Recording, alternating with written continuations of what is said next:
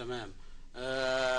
أستاذ خالد، أو دكتور خالد، آه، النقد والإبداع مسألة دلوقتي تكاد تكون، مش عايز أقول شائكة، لكن في علاقة كده تبادلية ما بين الناقد والمبدع. طبعا الساحة دلوقتي على بعضها محتاجة إعادة نظر ومراجعة. يعني المنصة والميكروفون ما بقاش في إيد الشاعر في الحقيقة، يعني وإن كان يحدث يعني على مدى أو على فترات دلوقتي في مصر كلها.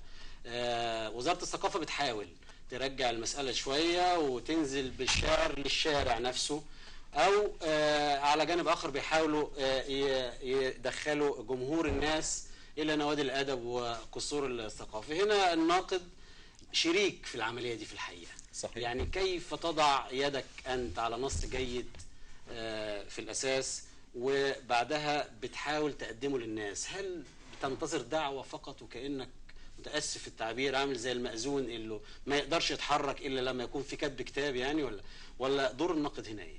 لا، دور النقد طبعا بيمر بمحنة زي الشعر.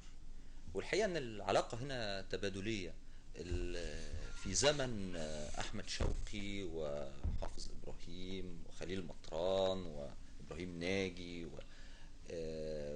وميخائيل نعيمة جبران، كان في العقاد وكان في مندور وكان في طه حسين وكان في، يعني الناس حتى احنا بنقول اسمائهم مجرده بدون لقب دال، لانه مش محتاج دال. طه حسين هو طه حسين، مش محتاج الدال دي، تمام. لن تضيف له شيئا. طب ما دلوقتي هيقول لك في اسماء كتيره ولامعه، صحيح. وكمان واخدين حظهم الاعلامي بشكل كبير، وانا مستعد اعدد لك صحيح. 10 على الاقل من يعني اصدقائنا النقاد، منهم من خرج بره حدود مصر ويستدعى لفعاليات ثقافيه في الوطن العربي.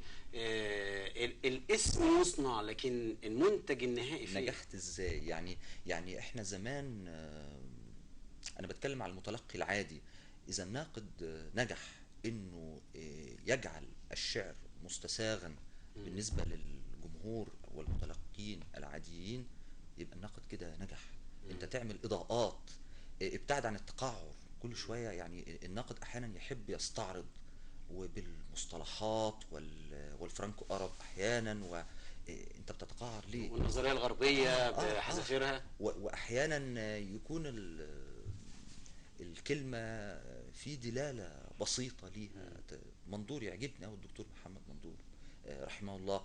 الدكتور منظور أنت تقرأ في كتاباته تجد كلاما سائغا للشاربين.